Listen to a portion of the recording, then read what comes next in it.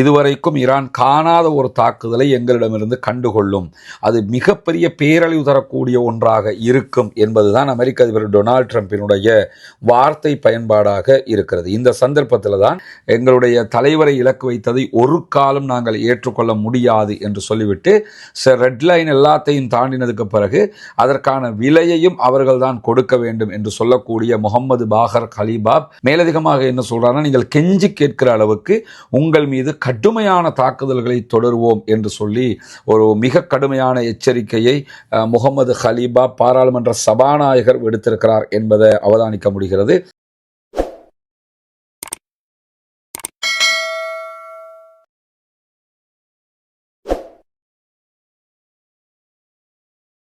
அன்பிற்கினிய சகோதர சகோதரிகளே, நம் அனைவர் மீதும் ஏக இறைவனுடைய அமைதியும் கருணையும் உண்டாகட்டுமாக என்கிற உயரிய பிரார்த்தனைகளோடு ஆயத்துல்லா அலி ஹாமனி ஈரானுடைய ஷியா மத ஆன்மீக தலைவராக உச்ச தலைவராக செயல்பட்டவர், மொத்தத்தில் ஈரானை வழிநடத்திய ஒரு மாபெரும் தலைவராக ஈரானிய மக்களால் பார்க்கப்பட்டவர். தற்போது அவர் கொல்லப்பட்டிருக்கிறார், அமெரிக்க இஸ்ரேலிய தாக்குதல்களில் உயிரிழந்திருக்கிறார் என்கிற செய்திகள் உறுதிப்படுத்தப்பட்டிருக்கிறது.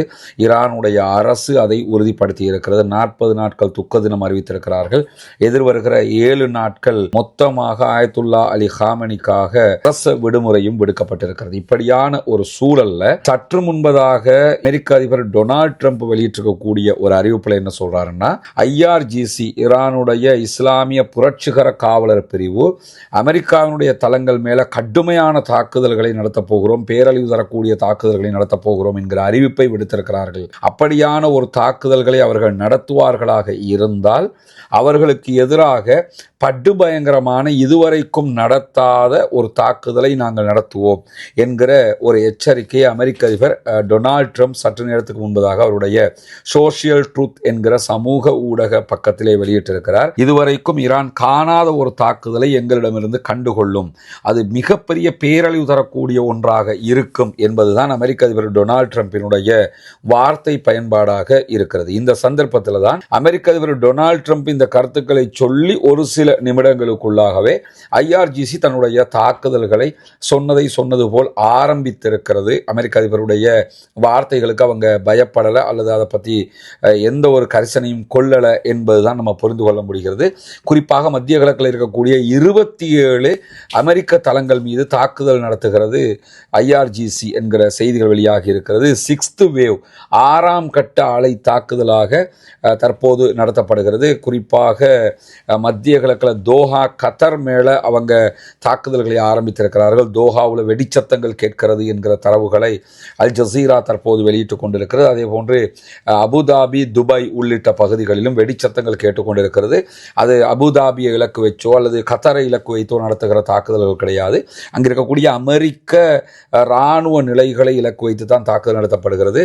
தற்போது ஆயத்துல்லா அலி ஹாமனி கொல்லப்பட்டிருக்கக்கூடிய இந்த நிலையில் ஈரானுடைய படைகள் உச்சமாகவே தாக்குதல்களை நடத்துவதற்கான வாய்ப்புகள் இருக்கிறது என்பதை நம்ம புரிந்து கொள்ள முடிகிறது. அந்த அடிப்படையில் தான் தற்போது ஈரானுடைய IRGC இந்த தாக்குதல்களை நடத்த ஆரம்பித்திருக்கிறார்கள். மத்திய கிழக்கில் 27 அமெரிக்க நிலைகள் மீது இந்த தாக்குதல்கள் தொடரும் என்று அறிவித்திருப்பது மட்டுமல்லாமல் இஸ்ரேல் அதே போன்று பிராந்தியத்தில் இருக்கக்கூடிய அனைத்து நிலைகள் மீதும் இந்த தாக்குதல்கள் ஏவுகணை மற்றும் ட்ரோன் தாக்குதல்கள் தொடரும் என்று சொல்லி IRGC தற்போது அறிவித்திருக்கிறது. IRGC-னுடைய தாக்குதல்களில் அமெரிக்காவினுடைய தளம் தவிர்த்து இஸ்ரேலுடைய டெல்னோஃப் விமானப்படை தளம் தாக்குதலுக்கு உள்ளாகி இருக்கிறது, இப்போ ஹிட் ஆகி இருக்கிறது. அதே போன்று டெல்லவிவில் இருக்கக்கூடிய ஹக்கிரியா என்கிற பகுதிகளில் இஸ்ரேலுடைய இராணுவத்தின் கட்டளை தலைமையகம் இருக்கிறது. அந்த கட்டளை தலைமையகத்தின் மீது தற்போது ஈரானுடைய ஏவுகணை தாக்குதல்கள் நடத்தப்பட்டிருக்கிறது. அதே போன்று அதே நகரத்தில் இருக்கக்கூடிய மிகப்பெரிய பாதுகாப்பு தொழில்துறை வளாகத்தின் மீதும் தாக்குதல்களை நடத்தி இருக்கிறது ஈரான் என்கிற செய்திகள் வெளியாகி இருக்கிறது.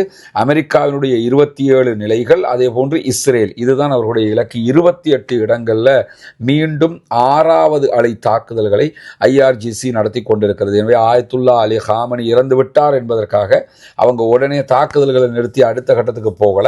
அவர்கள் சொன்னது போல் தாக்குதல்களை ஆரம்பித்திருக்கிறார்கள் என்பதை புரிய முடிகிற அதே நேரத்தில் இந்த தாக்குதல்கள் நேற்று சனிக்கிழமை ஆரம்பித்ததில் இருந்து இதுவரைக்கும் ஈரானுடைய உயர் பதவியில் இருக்கக்கூடிய யாருமே ஊடகங்களுக்கு எந்த கருத்துக்களை கருத்துக்களையும் சொல்லலை. குறிப்பாக ஃபாரின் மினிஸ்டர் அப்பாஸ் அராக்சி மாத்திரம்தான் எல்லா கருத்துக்களையும் பேசிக்கொண்டிருந்தார். வேறு யாருமே எந்த கருத்துக்களையும் வெளியிடாத நிலையில் சற்று நேரத்துக்கு முன்பதாக ஈரானுடைய நாடாளுமன்ற சபாநாயகர் முகமது பாகர் கலீபாப் வீடியோ காட்சி மூலமாக தொலைக்காட்சிகளில் பேசிக் கொண்டிருக்கிறார். முதல் தடவையாக ஒரு மிகப்பெரிய உயர்மட்ட தலைவர் தொலைக்காட்சியில் பேசுகிறார். அவர் பேசும்போது என்ன சொல்றாருன்னா, அமெரிக்காவும் இஸ்ரேலும் எல்லா சிவப்பு கோடுகளையும் தாண்டி இருக்கின்றன, எங்களுடைய தலைவரை இலக்கு வைத்ததை ஒரு காலம் நாங்கள் ஏற்றுக்கொள்ள முடியாது என்று சொல்லிவிட்டு ரெட் லைன் எல்லாத்தையும் தாண்டினதுக்கு பிறகு அதற்கான விலையையும் அவர்கள் தான் கொடுக்க வேண்டும் என்று சொல்லக்கூடிய முகமது பாகர் கலீபாப் மேலதிகமாக என்ன சொல்றாருன்னா, நீங்கள் கெஞ்சி கேட்கிற அளவுக்கு உங்கள் மீது கடுமையான தாக்குதல்களை தொடருவோம் என்று சொல்லி ஒரு மிக கடுமையான எச்சரிக்கையை முகமது கலீபா பாராளுமன்ற சபாநாயகர் விடுத்திருக்கிறார் என்பதை அவதானிக்க முடிகிறது. அதை தாண்டி நீங்க பார்த்தீங்கன்னா, நேற்றைய தினம் இஸ்ரேல் ஈரானுடைய மகளிர் கல்லூரி ஒன்றின் மீது நடத்திய தாக்குதல்களில் கொல்லப்பட்ட மாணவிகளுடைய எண்ணிக்கை இதுவரைக்கும் 148 உயர்ந்திருக்கிறது. 148 அப்பாவி பிள்ளைகள் அந்த தாக்குதல்களில் கொல்லப்பட்டிருக்கிறார்கள் என்கிற கவலைக்குரிய செய்திகள் வெளிவந்திருக்கிற அதே நேரம் ஈரானுடைய தாக்குதல்களால் பாதிக்கப்படக்கூடிய எந்த இடத்தினுடைய லொகேஷனையும் எதற்காகவும் ஷேர் பண்ணாதீர்கள் என்று சொல்லி இஸ்ரேல் தன்னுடைய மக்களுக்கு சற்று முன்பதாக யூதர்களுக்கு ஒரு அறிவிப்பை விடுத்திருக்கிறது. ஏன்னா ஈரான் தொடர்ந்து பதிலடி தாக்குதல்களை இஸ்ரேல் மீது நடத்தி கொண்டிருக்கிறது. நீங்கள் லொகேஷனை ஷேர் பண்ணும்போது அந்த லொகேஷனுக்கே அட்டாக் பண்ணுவதற்கான வாய்ப்புகள் இருக்கிறது. எனவே தாக்குதல்கள் நடத்தப்படும் போது அதனுடைய காட்சிகள், புகைப்படங்கள், வீடியோக்களை சமூக வலைதளங்களை பகிராதீங்க.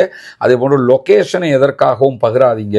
ஈரான் சைபர் வகைகளில் நம்மளை கண்காணித்து கொண்டு இருக்கிறது, சைபர் அட்டாக்குகள் நடப்பதற்கும் வாய்ப்புகள் இருக்கிறது என்கிற எச்சரிக்கைகளையும் இஸ்ரேல் சற்று முன்னால் விடுத்திருக்கிறது.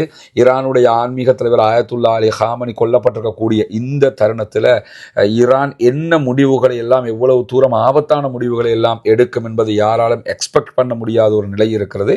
எனவே உச்சகட்ட பதிலடி தாக்குதல்களை கண்டிப்பாக ஈரான் வழங்கும். அதற்கு எதிராக இஸ்ரேலும் அமெரிக்காவும் அதே போன்று அதைவிட கடுமையான தாக்குதல்களை கூட ஈரான் மீது நடத்துவதற்கான வாய்ப்பு இருக்கிறது. ஆனாலும் ஈரான் பின்வாங்காது என்கிற செய்திகளை தற்போது ஈரானுடைய பாராளுமன்ற சபாநாயகர் சொல்லியிருக்கிறார். முதல் தடவையாக ஊடகங்களுக்கு வந்திருக்கக்கூடிய ஒரு பெரிய உயர்மட்ட தலைவராக அவர் பார்க்கப்படுகிறார். பொறுத்திருந்து பார்ப்போம் என்னவெல்லாம் நடக்கிறது என்பதை. தொடர்ந்து இணைந்து கொள்ளுங்கள். ரஸ்மின் மைசி நியூஸ் மற்றும் ரஸ்மின் டாக்ஸ் ஆகிய 2 சேனல்களோடும் உங்களுக்கு தேவையான உண்மையான தரவுகளை உங்களுக்கு கொண்டு வந்து தருவதற்கு தயாராக இருக்கிறோம். நமக்கெல்லாம் தெரியும், கடந்த ரமலானுடைய மாதத்தில் இஸ்லாத்தை ஏற்றுக்கொண்ட ஒரு 14 குடும்பங்களுக்கான வீடுகளை கட்டுகிற ஒரு பணியை நம்ம ஆரம்பிச்சிருந்தோம். அல்லாஹ்வினுடைய உதவியால் நீங்கள் செய்த தான தர்மங்கள், ஜகாத் நிதிகளால் அல்ஹம்துலில்லாஹ் 5 குடும்பங்களுக்கான வீடுகள் முழுமையாக கட்டி கொடுக்கப்பட்டு அவர்களுடைய கைகளிலேயே ஒப்படைக்கப்பட்டு விட்டது.